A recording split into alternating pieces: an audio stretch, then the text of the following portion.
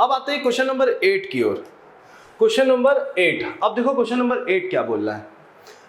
The acceleration due to gravity on the planet A is 9 times that of acceleration due to gravity on planet B.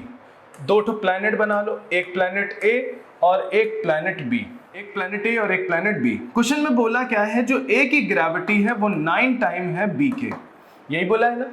बोला क्या, gravity on the planet A is 9 time of that due to gravity on planet B, ऐसा ही कुछ बोला है। A man jump to height 2 metre, ये metre है, कितना मीटर, इस पे जो आदमी खड़ा है वो इस ग्रेविटी की वजह से कितनी हाइट ऊपर गया, h हाइट ऊपर गया, मतलब कितनी गई, 2 मीटर ऊपर गया। कितना ऊपर गया, 2 मीटर। अब बताइए फिर उसके आगे बोला क्या है, what is the height jump by the same person, वही आदमी अगर बी प्लैनेट पे है तो कितनी हाइट पे जाएगा, यही बोला। जैसे मान लो ये सरफेस, ये ग्राउंड है, अब ए प्लैनेट पे अगर हम होते तो हम कितनी हाइट गए, 2 मीटर गए। कितनी हाइट गए, 2 मीटर। बोलो यहाँ पे पहुंच गए। अगर हम ये प्लैनेट बी पे खड़े होते, वही आदमी होता, तो कितनी हाइट पे जाएगा ये निकालना है। तो कैसे निकलेंगे, देखो बच्चों सिंपल सा एक फॉर्मूला है, फोकस होके देखोगे। इसको इधर लिख लेते, थोड़ा बोर्ड खाली हो जाए। देखो इसको हम हटा देते हैं, ठीक है, ठीक, ये दिया है। हाइट का फॉर्मूला क्या होता है, u²/2g।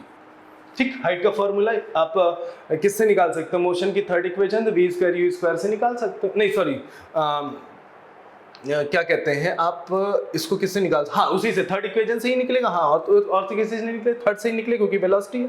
और निकले कैसे, v² = u² + 2as।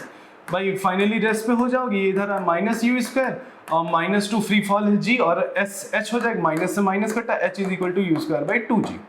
अब अगर देखिए ध्यान से तो h इनवर्सली प्रोपोर्शनल है g के, तो HA/HB अगर हम करें तो ये हुआ GB/GA होगा। बात पल्ले पड़ी।